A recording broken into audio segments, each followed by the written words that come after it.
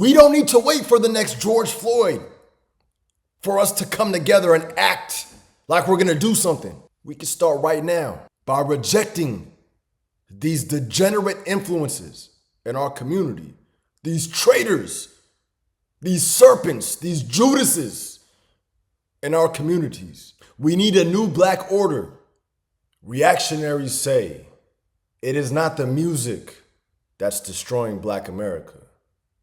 We have bigger problems to solve. There are other fish to fry, but no bigger fish. Reactive resistance, in other words, resistance that is spurred by some external event, does not work. It is not sustainable.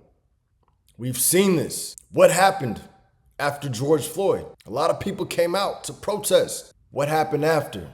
What happened next? Nothing. And that's typical of reactive resistance. Real change requires active resistance. There doesn't need to be some external stimuli that could get us to come together to form solutions to our problems. And one of the biggest problems that we have right now is the active destruction of Black America, of the Black youth, by degenerate artists, rappers, singers, media personalities, media companies that peddle poison to the youth to line their pockets. They teach our kids that the way you make it in America is to glorify the murder of Black men, the prostitution of Black women. They glorify selling drugs to Black people.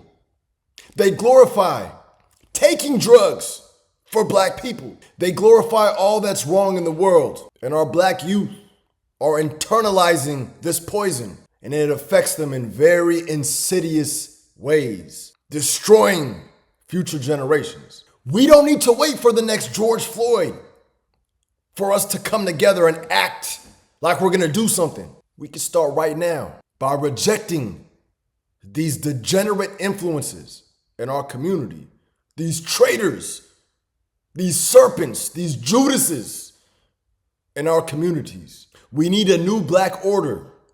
We need to take ownership of this cultural revolution that is afoot. Active resistance is the way, not reactive. We've seen that doesn't work. It's time for a new approach.